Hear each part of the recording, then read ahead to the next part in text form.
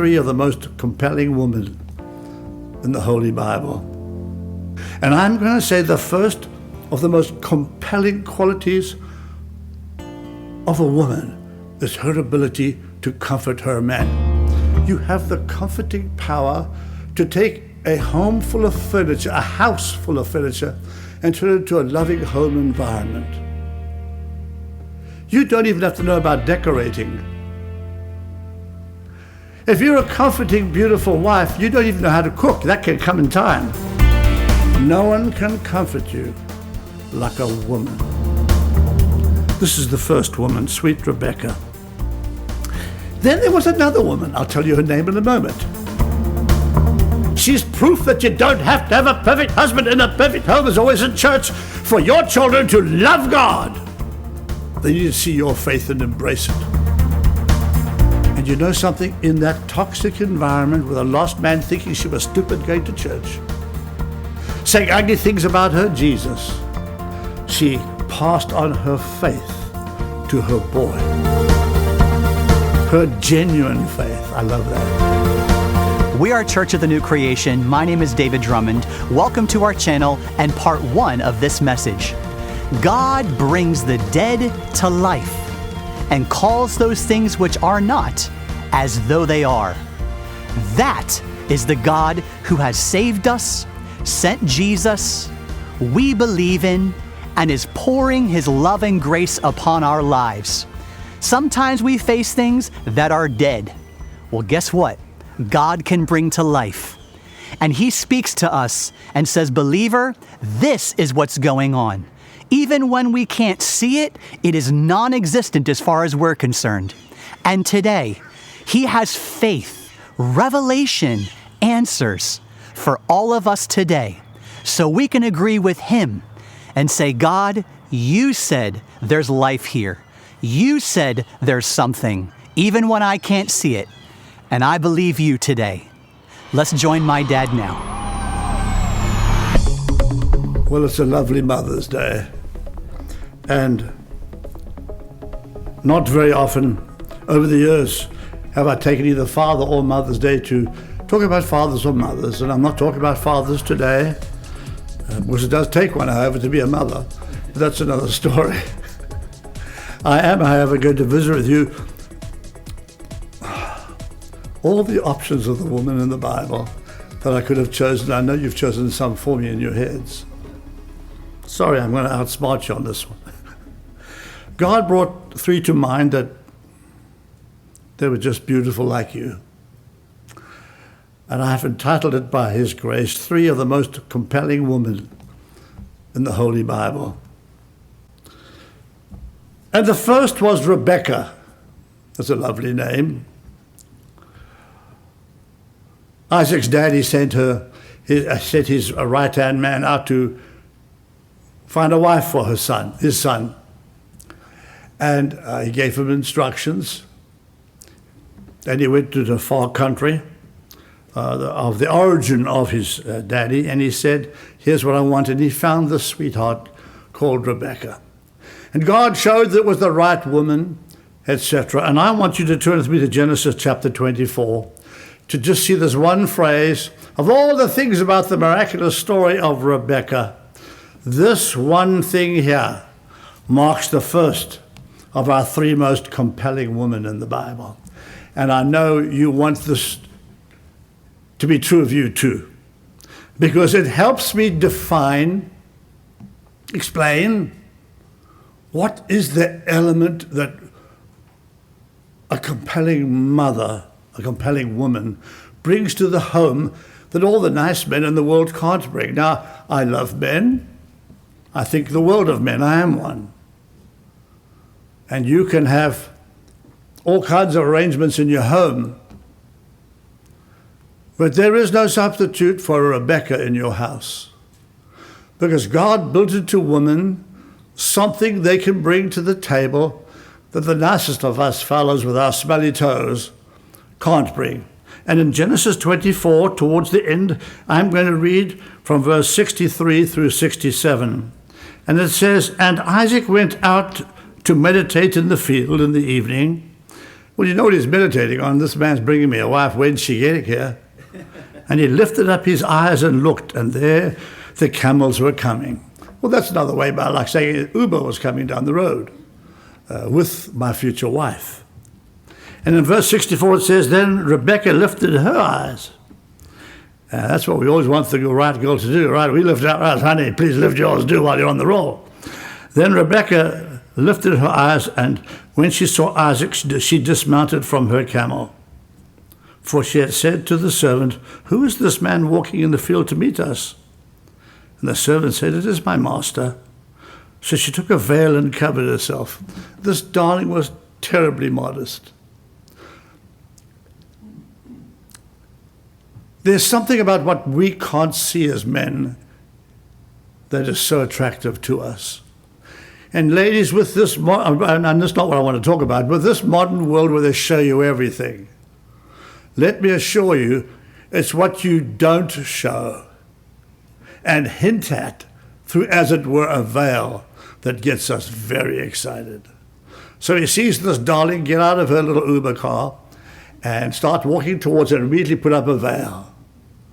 I think that's the most beautiful thing I ever heard of. Isn't that beautiful? But we're not finished. And the servant told Isaac all the things that he had done. Then Isaac brought her into his mother Sarah's tent, which was the way of saying they got married. And he took Rebekah, and she became his wife, and he loved her. Look at this beautiful verse. So Isaac was comforted after his mother's death. And that phrase always fascinated me, because how did Rebekah comfort Isaac after his mother died? And what comfort was his mother giving that somehow his wife gave to him after the mother had died, that comforted him? And let me tell you here and now, ladies, look, I can love, and I can be nice, and I can be kind. When my little angel sitting over there is in a comforting mode, come on, I'm glad she doesn't ask for something, was whatever it is, she could have it. No one can comfort you like a woman. Now, in this modern society, when they have made men and women competitors, and I don't agree with that, by the way, and I'm not saying who can do what, that's another story. But it says of this famous man, don't forget it was Abraham, Isaac, Jacob, and Joseph, and Jacob, who was the one called to Israel, and the 12 sons of Israel, and the tribe and the nation. So Isaac played a significant role. And the Abrahamic covenant that God gave to Abraham, he confirmed with Isaac. Then he confirmed it with Jacob and changed his name to Israel. Isaac was a very significant, important, and powerful man. And I say to you, ladies, no matter how significant he is, no matter what a choleric he is, no matter what a narcissist he is, no matter what a shocking leader he is, no matter how good he is with a sword, when he comes home, he needs you to bite his blooming head off, to tell him what's wrong with everything, to bark, bark, bark like a chihuahua. I didn't say any of that because none of you do that. He needs to be comforted. And I'm going to say the first of the most compelling qualities of a woman is her ability to comfort her man. And I want to say something. I'll tell you what. The reason he sometimes lets his secretary feel his you-know-what is because she comforts him. The problem, there's always one that shows up and is ready to comfort your husband and steal him. Ladies and gentlemen, you must wake up this day. You see, I'm appealing to you, comforting this man, not because he's always someone you want to comfort.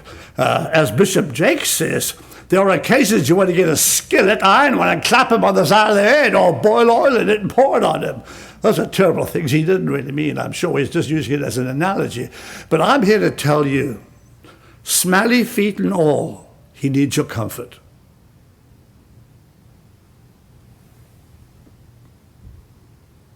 That women have the capacity to just give something that men have a very hard time giving.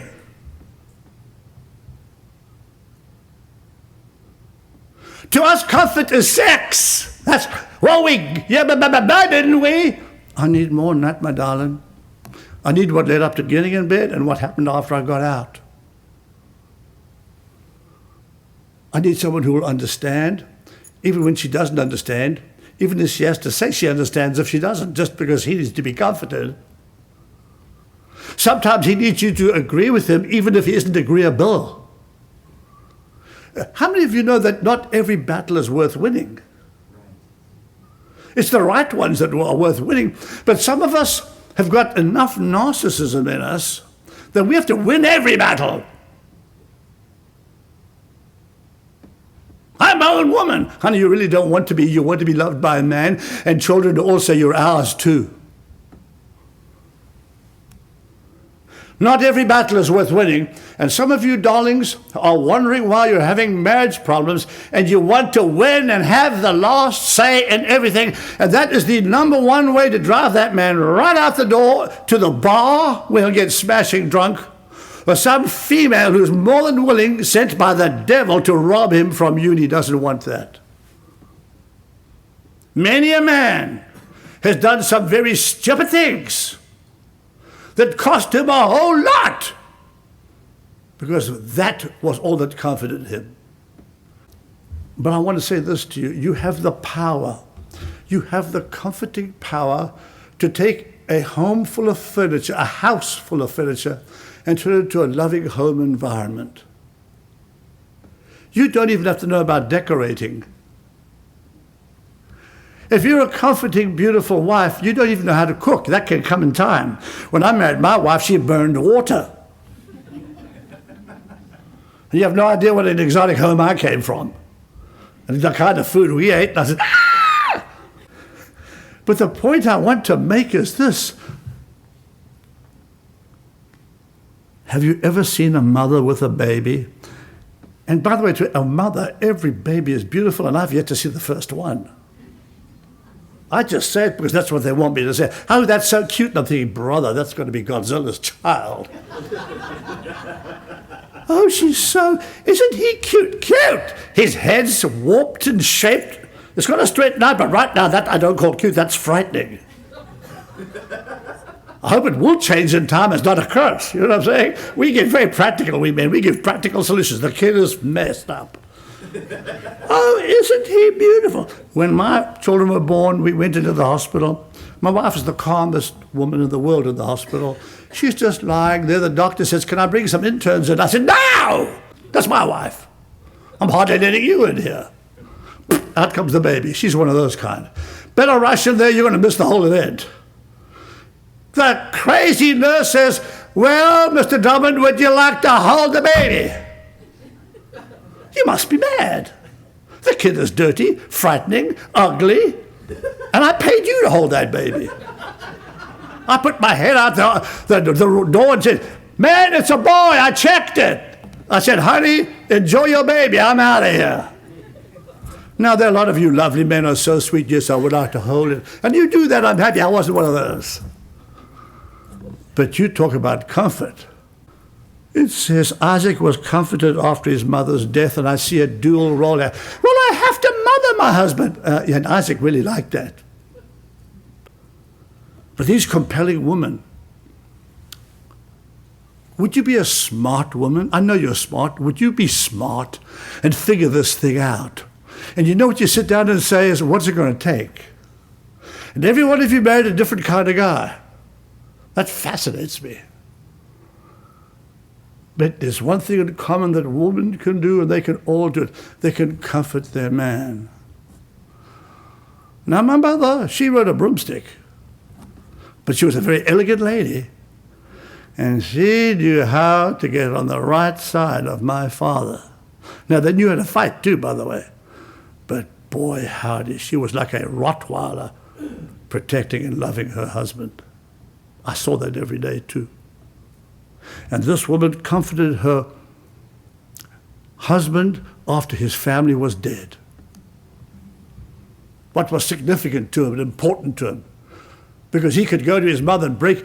You want to know something crazy about a woman that's not in a man? The children can go to the mother with the most cock and bull stories. and get comforted and believed and told, so I want to walk in and say, what? He said, what? He's a little liar. He's only 9. I don't care if he's 19. He's a liar. Oh, but it doesn't matter. I'm saying, oh, God, there's no repairing this. I must keep my mouth shut and save my marriage. Just treat me that way, too. And they do. They can agree and comfort you when no one else will. And ladies, do it.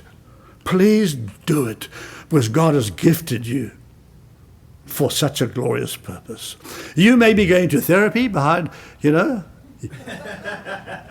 Ladies, you may be taking pills. I don't know. But comfort the sucker. Comfort the sucker doesn't mean you're stupid. Doesn't mean to say you don't know any better. Doesn't mean to say he's even getting what he deserves. That's what comfort is all about. Comfort comes when we deserve it. Comfort comes when we don't deserve it. Well, that's crazy. I know. Aren't you grateful? Thank God for crazy wives. Oh, that's what crazy is. Comforted him after his mama's death. That's so beautiful. That's your job, ladies. This is the first woman, sweet Rebecca. Then there was another woman. I'll tell you her name in a moment. Turn to 2 Timothy chapter 1. This woman had a great mother, a woman of faith, and she married a lost man, a Greek. And their home was run at a time like a lost home when she was an Orthodox Christian and was born again. And somehow, in a home where he was as lost as a coyote in a field, in an environment that was toxic, somehow this beautiful woman passed on her faith to her son, and he grew up to be one of the great servants of God and right-hand man to the Apostle Paul. She's proof that you don't have to have a perfect husband in a perfect home, as always in church, for your children to love God. They need to see your faith and embrace it. And it says here in 2 Timothy 1, 3 through 5, Paul speaking to Timothy, the son, I thank God whom I serve with a pure conscience. 1 Timothy 1, 3 through 5. I thank God whom I serve with a pure conscience, as my forefathers did.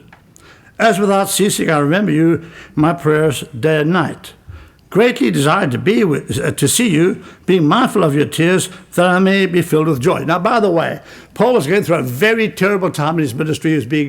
He was being maligned, and people were turning against him. And Timothy, who must have been in his 40s at this point, they say, Timothy really was in an uproar. What do I do? He was being torn towards continuing on in the faith that Paul had passed on to him and saying, this guy's going to be a fraud, and if he's a fraud, I'm a fraud. And Paul was a very clever man. Look at verse 5, my darlings. When I call to remembrance the genuine faith that is in you, which dwelt first in your grandmom, Lois, and your mother, Eunice, and I'm persuaded in you also. Isn't that incredible? Instead of solving the problem, instead of justifying himself with his young assistant, he said, Timothy, when I think about you, I think about your genuine faith. Your grandmother had it. Your mother had it, married to a lost man in a lost home at a time when you never did that. And you know something? In that toxic environment with a lost man thinking she was stupid going to church, saying ugly things about her Jesus, she passed on her faith to her boy. Now, what are you trying to pass on to your sons and daughters? That's what I would like to know today. And what excuse are we tempted to use for not passing on that beautiful, sweet faith that God gave you when you were born again and believed?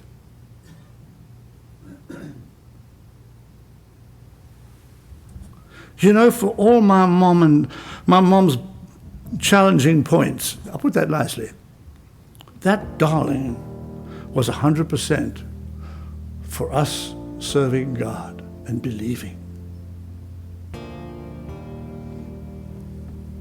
Sometimes it was hard to believe by the things that happened at home. But this sweet boy Timothy had birthed into him from his mom. And could I just say something about young Timothy? Boys love their fathers. And they listen to their fathers. If their fathers are smart, they'll take advantage of that and raise them up. And it's interesting was even modern day psychologists say only a man can bring the man out of a boy, and only the man can bring the woman out of a girl. They say that's how it works. So she, against all odds and reasoning, was able in that environment with a lost man who didn't appreciate her being saved very much at all. Somehow, she passed on her faith to young Timothy. Her genuine faith. I love that. What a message. Don't you love how God speaks every single time, so fresh? Man, that's beautiful. And if you're in the South Florida area, I invite you, come and join us for one of our Sunday services live. We meet in Weston, 10:30 a.m. every Sunday morning. And you know what's beautiful? God shows up. He answers, and it's fresh every single time. I know it'll be the highlight of your week. Also, don't forget to click the thumbs up below this video, subscribe to our channel, and click the little bell for notifications. I look forward to meeting you in person on Sunday.